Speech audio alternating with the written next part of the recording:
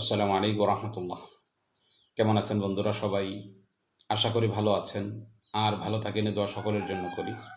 আজকে একটি গুরুত্বপূর্ণ বিষয় নিয়ে আপনাদের সাথে আলোচনা করতে যাচ্ছি। আলোচনার পূর্বে একটি সুসংবাদ হলো 15 জুলাই থেকে শুরু হতে যাচ্ছে আমাদের তদবির শিক্ষা কোর্স। যে সমস্ত বন্ধুরা ভর্তি হতে আগ্রহী তারা ডিসপ্লেতে দেওয়া নাম্বারে যোগাযোগ করে ভর্তি হয়ে যাবেন ইনশাআল্লাহ। আজকের আলোচনা হলো কোরআনুল কারীমের একটি আয়াত, কুল ইন্নাল ফাদলা বিয়াদিল্লাহ ইউতিহি মান ইয়াশা আল্লাহু ওয়াসিউন আলিম ইয়াখতাসু বিরহমাতিহি মান ইয়াশা আল্লাহু যুল ফাদলিল আযীম। এই যে আয়াত, এই আয়াতের ফজিলত নিয়ে কিছু কথা বলতে যাচ্ছি। এই আয়াতের ব্যাপারে এই আয়াতটা আমরা কয়েকটি কাজে প্রয়োগ করতে পারি।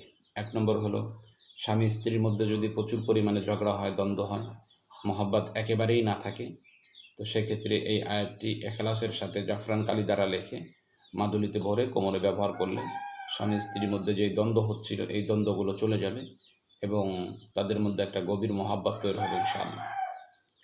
এই ক্ষেত্রে আমরা কুল ইন্নাল ফাদলা বিয়াদিল্লাহ ইউতিহি মান ইয়াশা আল্লাহু ওয়াসিউন আলিম ইয়াখতাসু বিরহমাতিহি মান ইয়াশা আল্লাহু যুল ফাদলিল আযীম এই আয়াতটি প্রয়োগ করতে পারি। দ্বিতীয় নাম্বার কথা হলো, যেই সমস্ত লোকদের চাকরি হচ্ছে না, চাকরির জন্য দৌড়াদৌড়ি করতেছে, পেরেশানি হয়ে ঘুরে বেড়াচ্ছে, তাদের চাকরি হচ্ছে না, তো তাদের জন্য এই আয়াতটি এখলাসের সাথে লেখে মাদুলিতে ভরে কোমরে ব্যবহার করলে আমি আল্লাহ তাআলার কাছে আশাবাদী অতি দ্রুতই তাদের বিবাহ হয়ে যাবে, তাদের চাকরি হয়ে যাবে ইনশাআল্লাহ।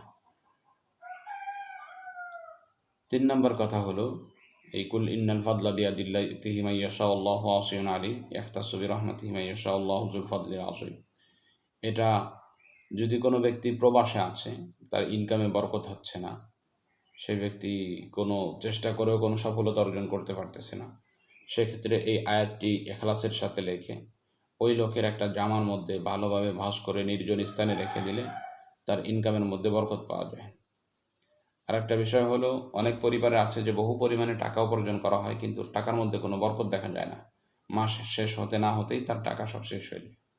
তো সেক্ষেত্রে এই আয়াতটি এখলাসের সাথে লিখে স্বাভাবিক অবস্থায় যে স্থানে বাড়িতে টাকা রাখা হয় ওই স্থানে যদি তাবিজটি রেখে দেওয়া হয়, তাহলে তার এই ঝামেলা থেকে তারা পরিত্রাণ পাবে, তার ইনকামের মধ্যে বরকত পাবে ইনশাআল্লাহ। এই আয়াতের আরও বহু ফজিলত রয়েছে, যেগুলা বর্ণনা করতে গেলে দীর্ঘ সময়েরও প্রয়োজন। বাকি এই সমস্ত কাজের মধ্যে প্রয়োগ করে দেখা গেছে বেশি পরিমাণে ফায়দা পাওয়া যায়। তবে ফায়দার জন্যে আমি সর্বদাই বলে থাকি, এখলাস, বিনয়ী, আল্লাহ তাআলার প্রতি পূর্ণ আস্থা, এটা জরুরি। এই কয়েকটা জিনিসের সাথে যদি আমলগুলো করা যায়, তো আমি আল্লাহ তাআলার কাছে আশাবাদী এই আমলের বরকতে তার পেরেশানিগুলো দূর হয়ে যাবে, তার মুসিবতগুলো দূর হয়ে যাবে ইনশাআল্লাহ। তো আজকে এই পর্যন্তই, দেখা হবে অন্য কোনো দিন অন্য কোনো বিষয় নিয়ে। আসসালামু আলাইকুম রহমতুল্লাহ।